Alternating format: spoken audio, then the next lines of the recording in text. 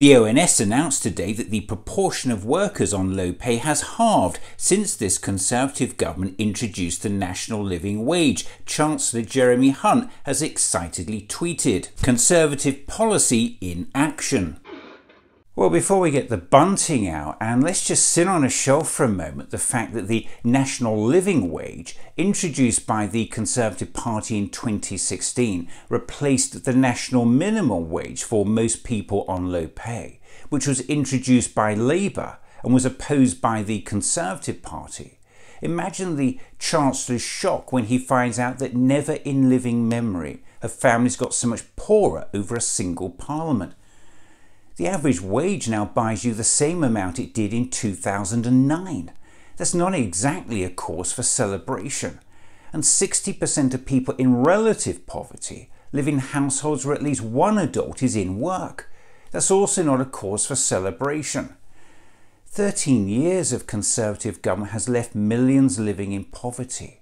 Record numbers using food banks. Millions now going without heating. And the number of children in food poverty has actually doubled in the last year. If all that's not bad enough, a shocking new report from Joseph Rowntree Foundation has found the number of people experiencing destitution in the UK has more than doubled in the last 5 years. It's more than doubled.